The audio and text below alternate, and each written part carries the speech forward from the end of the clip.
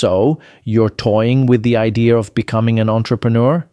Great. You've just joined a club where the entry fee is courage, clarity, and caffeine in industrial quantities. But before you start sketching logos or dreaming about unicorn valuations, here's the truth.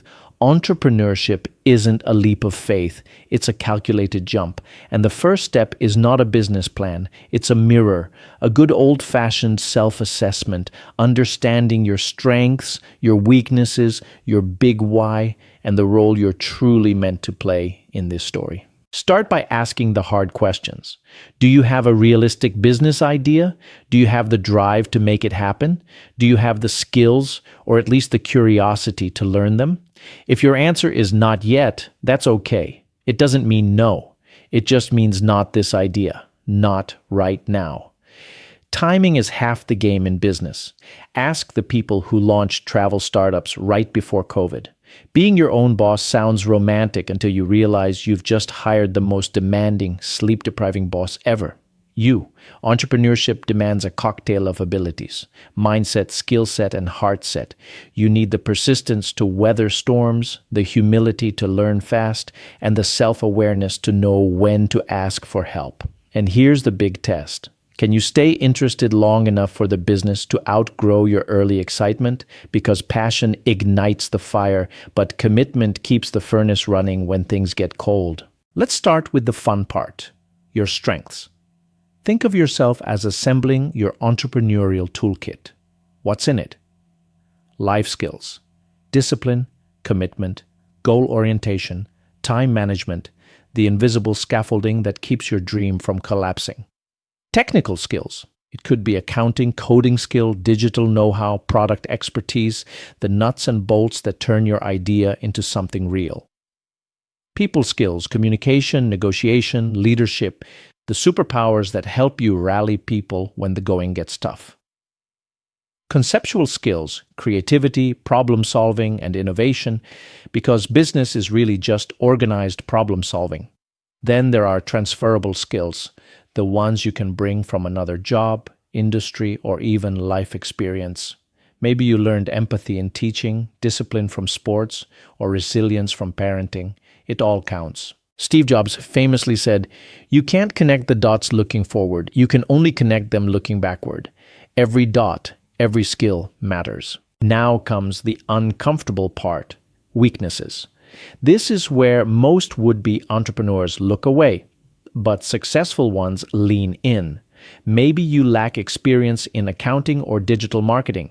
Maybe your Achilles heel is overconfidence, disorganization, or procrastination. Maybe your personal circumstances, like caring for kids or living remotely, limit your availability. That's fine. Weaknesses aren't deal breakers, they're data points. The key is to identify them early and build a plan around them. In business, self-awareness is more powerful than self-belief. Knowing your gaps helps you find people who can fill them. Remember, you don't have to be good at everything. You just have to be smart enough to find someone who is. At the beginning, every entrepreneur plays all roles: janitor, marketer, accountant, customer service, even therapist to their stressed-out self. But as you grow, you must learn the art of letting go. Delegation isn't laziness. It's leadership.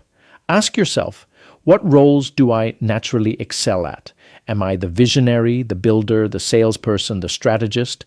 Knowing this helps you design your business around your strengths instead of getting buried in your weaknesses. Think of it like a startup band. You might start as the lead singer, drummer, and manager all at once. But over time, you hire better musicians so you can focus on writing the hits. Now let's get personal. Why do you want to start this? Simon Sinek calls it your start with why moment, the anchor that keeps your ship steady in turbulent seas. Ask yourself, are you chasing freedom or fortune? Do you want to build a brand, a legacy, or a better world? What's your end game? IPO, family legacy, or impact? Because your why determines your how.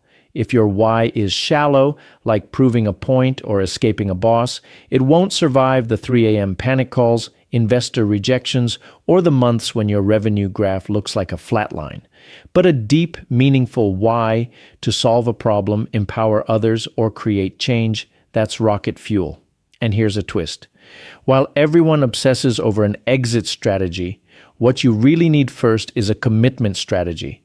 Not how you'll get out, but how you'll stay in when the dream gets heavy.